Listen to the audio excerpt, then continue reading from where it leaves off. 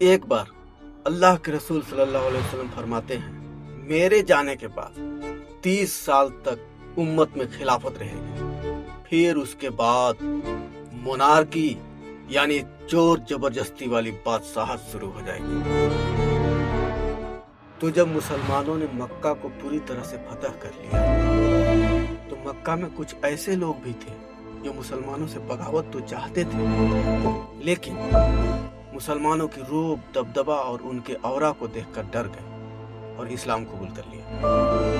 लेकिन अपने बाप दादाओं की कत्ल की आग उनके दिलों में हमेशा जलती रही, और जैसे ही खिलाफत उनके हाथ में आती है तो मुसलमानों में फितना फैलाना और मुसलमानों से बगावत स्टार्ट कर देते हैं। फतेह मक्का पे माफिया मांग के मुसलमान होने वाले लोग उमैया कबीले से थे और मोहम्मद सल्लल्लाहु अलैहि वसल्लम बनु हाशिम कबीले से।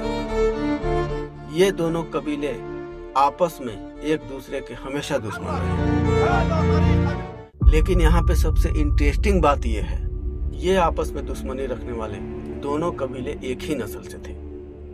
हजरत इस्माइल अलैहिस्सलाम की नस्ल से पैदा हुए एक शख्स जिनका नाम अब्द मनाफ था। अब्द मनाफ बिन कुशै पे काबे की सारी जिम्मेदारियां थी। एक दिन अब्द मनाफ बिन कुशै की 2 जुड़वा बेटे पैदा हुए जिनकी बॉडी आपस में एक दूसरे से जुड़ी हुई थी। तो अब्द मनाफ ने एक का नाम हाशिम रखा और दूसरे का नाम अब्द शम्स। अब उस जमाने में सर्जरी ऑपरेशन वगैरह तो नहीं होती थी, तो अब्द मनाफ ने अपने तलवार से दोनों बेटों को अलग कर दिया और इनके दरमियान बहते हुए खून को देखकर उस जमाने के आलिमों का कहना था कि इनके दरमियान बहे हुए खून ये जंगों की अलामत है। इनके नस्ल आपस में हमेशा एक दूसरे के दुश्मन रहे।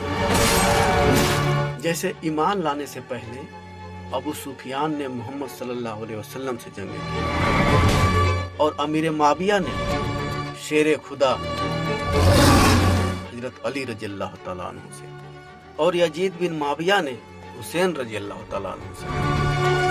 यहाँ तक के कुछ शिया मुस्लिम की रिवायतों में ये तक आता है कि इमाम मेहदी से जंग करने वाला भी एक सुफियानी होगा जिसका नाम उस्मान इब्ने अनबसा होगा।